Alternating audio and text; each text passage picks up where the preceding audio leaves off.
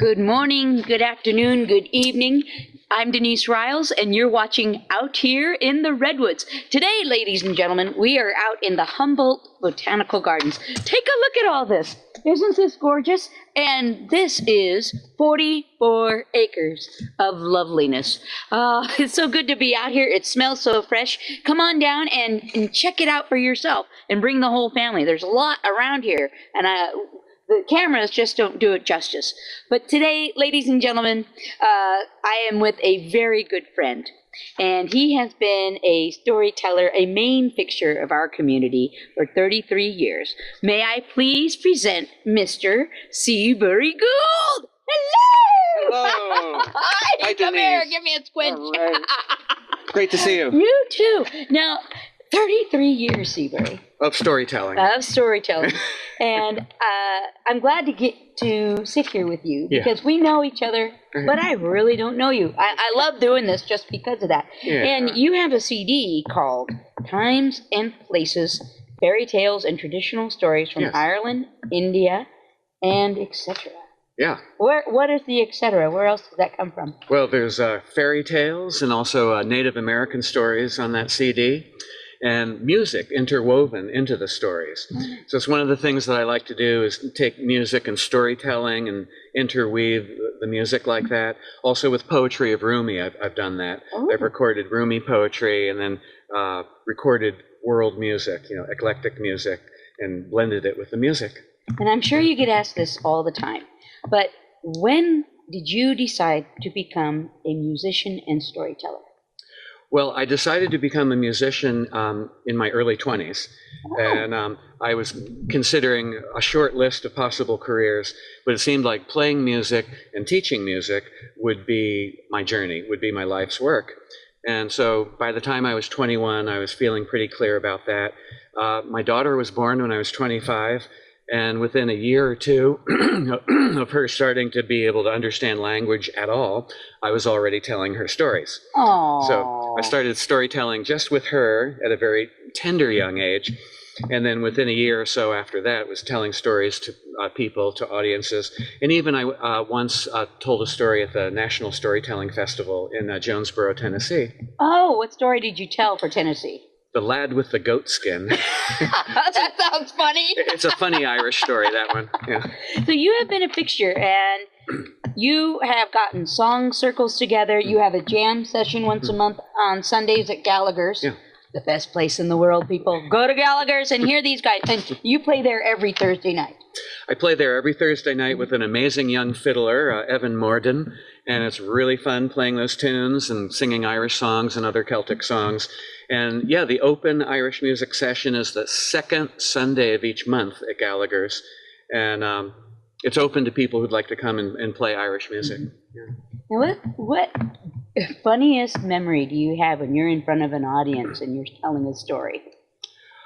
Well, I'm sure there's a lot, but is there one that stands out clearly in your mind? Well, I think it's more like when I've observed storytellers telling a story. What stands out even more was one time when there was an American group playing Irish music, and sometimes there's characters like this in the audience. They were American musicians playing Irish music, like myself, and there was a drunk heckler, and the drunk heckler decided to stand up and heckle them, This happened to be in a Mexican restaurant in Connecticut, by the way. Oh my God. So it's a strange configuration, a Mexican restaurant called La Boca in Connecticut, where this group was playing Irish music. They happened to be American musicians. So the heckler stood up and he yelled out, "That's not Irish music." And then the band leader, without missing a beat, said, "Well, this isn't a Mexican restaurant." And the heckler was bewildered, and he shut up and sat down. People in audiences can sometimes be like that. Oh, God. So I'm sure you have a very exciting family life. How has storytelling helped you be a father? It's helped me be a father because for one thing, it's a hero's journey, to be a parent, and there's different stages of jubilation and triumph and realization and initiation. times that can be, amazingly difficult, and times that can be incredibly heart-opening, So with the stories, there's different levels of meaning, and my daughter developed a voracious appetite for stories and for my storytelling. And so it was great telling her stories over the years and being able to go into that other world, because when you enter into the landscape or the atmosphere of a traditional story, it's like you're going to another land. Yeah. And why did you choose your focus on Irish and Indian stories? I felt so drawn to them. I felt like I really resonated with both the music and the stories. Mm-hmm. And in the Celtic stories, there's incredible images. There's just richness of characters and story development, not to mention archetypes, mm-hmm. multiple levels of meaning, all that good, juicy stuff. So nice. That's why. Nice. And we're going to ask you, if we could, can you tell us a story today? Yes. And what story are you telling? The Boy with No Story. Oh, please. Okay. Ladies and gentlemen, The Boy with No Story with Seabury Gould.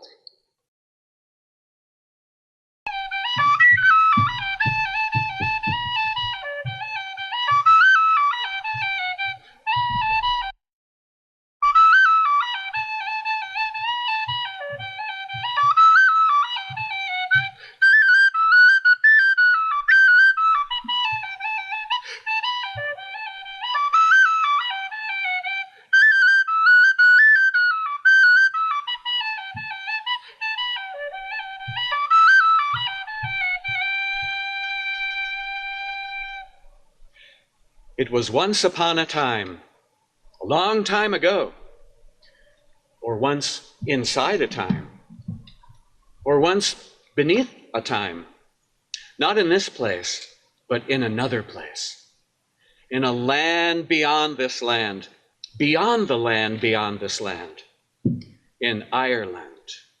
It was a long time ago. Oh, it was a good time as well. There was a boy, and his name was Paddy Mcgee. Now, Paddy Mcgee was a good lad and a hard-working lad. He had a good heart and a good attitude, but there was one problem. Paddy Mcgee had no story. Long ago, the world was a different place. There were no TVs or computers or movies or even telephones. People would meet together face to face. The only music was live music. The only storytelling was live storytelling. And everybody told stories. Whether you were a child or a teenager or an adult, everyone had at least one story that they could tell. Oh, it might be a personal story, it might be a traditional story, but everyone would have a story that they could tell. People would gather together and take turns telling stories. But poor Paddy Mcgee, he had no story. And when it was his turn, people would say to him, "Well, Paddy Mcgee, it's your turn now to tell a story. Well, what are you going to tell us?" And poor Paddy Mcgee would look down at the floor in sorrow and in shame, for he had no story. He couldn't remember one, whatever the reason. Oh, he became a sad and lonely little lad. People thought he was a bit strange. People would avoid him. Sometimes Paddy Mcgee would be approaching a house with people in it. They'd see that it was Paddy Mcgee coming. They'd say, "Oh no, here comes Paddy Mcgee, the boy with no story. Let's leave." And people would leave the house. Well, because nobody wants to listen to a story that isn't being told. Well, poor Paddy Mcgee had become a sad and frustrated lad. Got to the point where finally it was one December day, a day like today. It was there in Ireland, the rain was falling a little bit, and Paddy Mcgee decided that it would probably lift his spirits if he went for a walk. Oh, he was feeling just so sad and isolated. Off he went on his walk. He walked from his house, he walked through the town, he walked out of the town. He walked on the roads outside of his town. He kept walking until he came to some hills. He went walking up this one hill. Finally, he realized it was starting to get dark, and there was no way he would get back home again by dark. Not only that, he realized that he had walked to Crow Hill. Oh, he'd heard about Crow Hill, that there were fairies on Crow Hill. You see, in Ireland, everybody knows there's three types of fairies. Good fairies, trickster fairies, or they might play tricks on you, or even wicked fairies. Paddy Mcgee got there on Crow Hill. He didn't know what kind of fairies there were there, but he'd heard that there were fairies there, and he said, "Oh no, things were bad before, but now they're far worse. For here I am on Crow Hill. I don't know what I'm going to do at all. And it's getting dark, and it's getting cold, it's starting to rain a bit, and oh my, I suppose I'll just lay down on the ground, lay my head on a mossy rock." So Paddy Mcgee lay down on the ground. He laid his head on a mossy rock. It was starting to get dark, but then he heard voices behind him. One of the voices said, Oh, look who's here. My goodness, it's Paddy Mcgee, the boy with no story." Paddy sat up and he said, "Who's there? Where are you?" The voice said, "Look behind you." Well, Paddy Mcgee looked behind him, and he saw 20 or 30 little men with caps on their heads and beards no taller than your knee, and they were smiling and looked like they were excited about something. One of them had a fiddle. The fiddler said to Paddy Mcgee, "Well, Paddy Mcgee, the boy with no story, why did you come to Crow Hill anyway?" Paddy Mcgee said, "Well, I didn't mean to come here. It's just that I went for a walk for a long time and I ended up here, and I don't know what I'm going to do." Well, the fairy, who was a fiddler, said to him, "You don't know what you're going to do. What about us? We've been singing and dancing here for thousands of years, and we don't know where we're going to go on the last day, on the day when the world finishes. Because you see, we're not good enough to get to go up there, and we're not bad enough to have to go down there. But you, Paddy Mcgee, you're going to find out from us. You're going to find out for us where we're going to go on the last day, because you see, tonight, they say a special baby is being born. They say the baby is the son of the King of Heaven. And you're going to go to where that baby is and ask the baby what are our chances on the last day." Paddy Mcgee said to the fiddler, "Well, where's this baby anyway? Is it on Crow Hill somewhere?" The fiddler said, "Oh, no, he's not on Crow Hill at all. No, he's in a faraway land. But you're going to get there. We'll give you a horse, the color of the rainbow, and you'll go riding there on the horse. But on your journey there, whatever you do, don't look behind you, or you'll be turned into a daddy longlegs." Paddy Mcgee remembered that advice. He got onto the magical horse with all the colors of the rainbow, and the horse went galloping down Crow Hill across the land of Ireland. And when it got to the sea, it could gallop across the waters of the sea. While the horse was galloping on the water, Paddy was hanging on. A giant eagle came swooping down from above. Paddy could sense it was sort of behind him, but he didn't look behind because he didn't want to get turned into a daddy longlegs. But the giant eagle got so close, it almost pulled the cap off of his head. Oh, Paddy kicked the sides of the horse. The horse went faster. Oh, they got away from the giant eagle. After a while, a huge giant worm rose up out of the waters of the ocean. Paddy Mcgee counted 101 big yellow teeth. The horse was able to jump over the giant worm, and they kept going on their way across the waters of the ocean. Finally, they got to land. They galloped across the land, and then Paddy Mcgee came to a place where he saw the most amazing sight. He would never forget it for the rest of his life, for there indeed, there was a baby lying in some straw in a manger, and the baby's mommy and daddy were there. And there were 3 men there, looked like they were kings or astrologers or something. There were animals, a cow and a sheep and a donkey. The angels were singing in the heavens up above, beautiful celestial music. The stars were twinkling in the heavens. Paddy Mcgee took it all in. And then he remembered he had a question for the baby. So he walked over to where the baby was and he said, "Excuse me, but I have a question for you. What chances do the Crow Hill fairies have on the last day, on the day when the world finishes?" And the baby looked at Paddy Mcgee and smiled a beautiful smile. Paddy Mcgee thought, that must mean their chances are good. I'll have to go back and tell them the good news.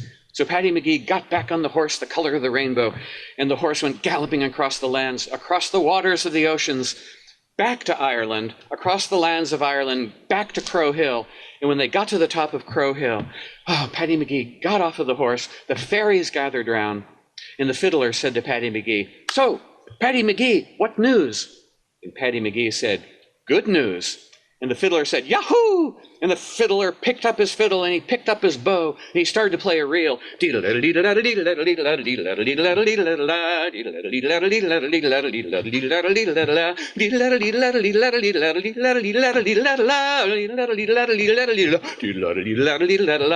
the fairies were so excited. They were jumping up and down. They were happy. They were thrilled. They were celebrating. They picked up Paddy Mcgee. They were throwing him up and down in the air. Finally, they let him down. And finally, Paddy Mcgee was so tired from his journey, his hero's journey, he laid down on the ground, he laid his head on a mossy rock, and the fairies gathered round. And the fiddler said, well, Paddy Mcgee, the boy with no story. Well, you've got a story now. And indeed, from that time on, Paddy Mcgee had a great story that he was able to tell about his journey, about going to Crow Hill, about going to where the baby was, coming back to the Crow Hill fairies and telling them the good news. What a great story Paddy Mcgee was able to tell when it was his turn to tell a story. And from that time on, in all of Ireland, there wasn't a house of people that wasn't happy to see him come and sad to see him going away. And that's the story of the boy with no story. And from that time on, everyone was as happy as they could possibly be.